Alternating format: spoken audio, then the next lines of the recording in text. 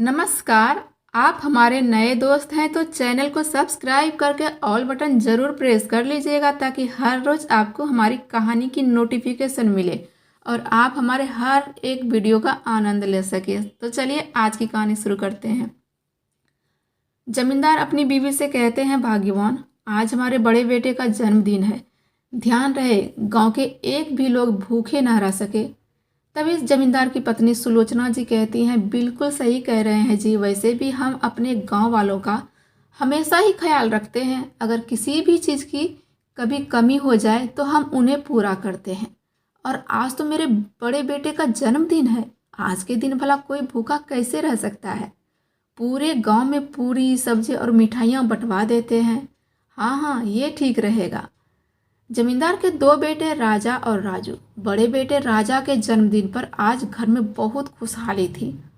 जमींदार और उनकी पत्नी का सपना था कि उनका दोनों बेटा पढ़ लिख कर बहुत बड़ा डॉक्टर बने, ताकि जिस तरह जमींदार अपनी सभी गांव वालों का ख्याल रखते हैं, बुरे वक्त में उन्हें कुछ न कुछ थोड़ा पैसे, कपड़े या अनाज देकर उनकी सहायता करते हैं, ठीक आगे भी हम दोनों मिलकर उनकी मदद करते रहेंगे। बड़ा बेटा 10वीं कक्षा में था और छोटा बेटा राजू 9वीं कक्षा में। तभी एक दिन सुलोचना जी कहती हैं, राजा, तुम्हारे पिताजी कह रहे थे अगर तुम 10वीं अच्छे रिजल्ट से पास कर जाओगे तो तुम्हें आगे डॉक्टर की पढ़ाई के लिए टीचर लगवा देंगे। राजा कहता है, माँ, हमें डॉक्टर नहीं बनना। राजू हाँ में हाँ मिलाते हुए कहता है, माँ, हमें भी डॉक्टर नहीं बनना। मैं तो गांव छोड़कर कहीं नहीं जाने वाला। लेकिन माँ, आप दोनों फिक्र ना करें। आप और बाबूजी निश्चिंत रहें। हम आप दोनों को छोड़कर कहीं नहीं जाएंगे। यहीं गांव में रहकर कुछ बिजनेस करेंगे और सभी गांव वालों के लिए भी रोजगार खड़ा कर देंगे, ताकि गांव वालों की गरीबी भी दूर हो जाए, उनके भी बाल बच्चे अच्छे से पढ़ाई कर सके। यह सब सुनकर सुलोचना जी कहीं ना कहीं खुश हो जाती हैं कि गांव की मिट्टी में मिलकर ही ये काम करना चाहते हैं और गांव वालों के लिए रोजगार भी खड़े कर देंगे। ये तो बहुत अच्छी बात है। एक दिन जमींदार साहब अपनी पत्नी से कहते हैं, भाग्यवान, देखो, बेटों ने तो अपनी मर्जी की कर ही ली। हमारा बेटा को डॉक्टर बनाने का सपना भी टूट गया, लेकिन अब हमें इन दोनों की शादी कर देनी चाहिए। तो मैं मुंशी जी से कह देता हूँ कोई अच्छी लड़की, संस्कारी घर की, दोनों बेटों के लिए लड़की देखकर रखे ताकि दोनों की शादी कर दे। दोनों बेटों की एक ही दिन शादी कर देंगे, खुशियां दोगुनी हो जाएगी। दोनों बहुएं घर में रौनक लेकर आएगी। ठीक अगले ही महीने दोनों बेटों की धूमधाम से शादी हो जाती है। पूरे गांव वाले जमींदार को खूब बधाई देते हैं और बेटे बहू को खूब आशीर्वाद देते हैं। जमींदार को दिल की बीमारी थी। शादी के 10 दिन बाद ही उन्हें हार्ट अटैक आया और उनकी मृत्यु हो गई।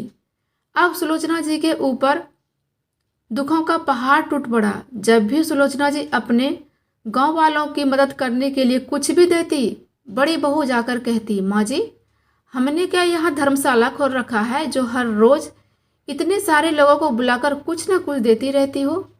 तभी छोटी बहू, दीदी, आप बिल्कुल सही कह रही हैं। लगता है माँ जी पूरी संपत्ति गाँव वालों के ऊपर ही लुटा देंगी। यह सब सुनकर सुलोचना जी का दिल भर आया। मन ही मन सोचती हैं, आज से पहले हमसे किसी ने इस तरह बातें नहीं की। मेरे पति ने अपनी कड़ी मेहनत, ईमानदारी से इतनी संपत्ति बनाई है। सभी गांव वाले इतना इज्जत करते हैं, लेकिन मेरी बहू हमें ताना दे रही हैं। अब सब कुछ बदल चुका था। एक दिन शाम का टाइम था। दोनों बहू मिलकर आपस में बातें कर रही थी। सुन छोटी, जितनी जल्दी हो सके हमें यहाँ के सारे संपत्ति बेच देने चाहिए और बेच के विदेश चले जाना चाहिए। गांव में रहेगी, हमारे बच्चे भी गवार बन जाएंगे। दोनों बहुएं अपने अपने पति की कान भर देती है, उन्हें भी अपनी साजिश में शामिल कर लेती है। घर में क्या चल रहा था शकुंतला जी अपने कानों से सुन चुकी थी। दोनों बहुओं ने घर में खाना बनाना भी बंद कर दिया था। हर रोज शाम को बाहर जाकर खाना खा आते। तभी सुलोचना जी कि किचन की ओर गई। वहाँ लगा ताला देखकर आवाज़ देती हैं, बड़ी बहू, जरा किचन का ताला तो खोल दो, हमें रोटियां बनानी है अपने लिए। तभी बड़ी बहू, अरे माँ जी, किचन नहीं खुलेगा। इस मौसम में धूल वाले हवा चलते हैं, किचन गंदे हो जाएंगे। सुलोचना जी को कुछ समय समझ नहीं आया। तभी बहाने से एक पड़ोसन से मिलने जाती हैं। सुलोचना जी को बहुत तेज भूख लगी थी, चेहरा उतरा हुआ था, आवाज़ धीमी हो पड़ी थी। पड़ोसन कहती है, मालकिन आप बहुत उदास लग रही हैं। हमें आज तक आपको इतना उदास कभी नहीं देखा। हमें बताइए क्या बात है। सुलोचना जी की आंखों से आंसू की धारा बहने लगती है। तभी पड़ोसन अपनी मालकिन के लिए रसोई में पानी लेने जाती हैं। सुलोचना जी भी बहाने से पीछे पीछे रसोई में चली जाती हैं। चुपके से एक सूखी रोटी उठाती हैं। पड़ोसन अपनी मालकिन को सूखी रोटी चुराते हुए देख लेती हैं और कहती है, मालकिन आप सच सच बताइए, आपको क्या हुआ है, क्या बात है? ये सूखी रोटी आप क्यों ले रही हैं? क्या करोगी आप इनका मालकिन? अरे कुछ नहीं, बस आपके घर के बाहर एक गाय खड़ी है, उन्हें देना था। सुलोचना जी कुछ भी कह न सकी, लेकिन उनका झूठ पकड़ा गया। बाहर कोई भी गाय नहीं खड़ी थी। तभी पड़ोसन और उनके पति, जो कि सुलोचना जी के खेतों में काम किया करते थे, उनके घर के मुंशी थे वो, उन्हें कानून की थोड़ी बहुत जानकारी थी। कहते हैं, मालकिन आप साफ साफ कहिए, जितना भी बन पड़ेगा हम आपके लिए करने को तैयार हैं, पर आपको इस तरह मुसीबत में नहीं देख सकते हम दोनों। आप जरूर बहुत बड़ी मुसीबत में हो।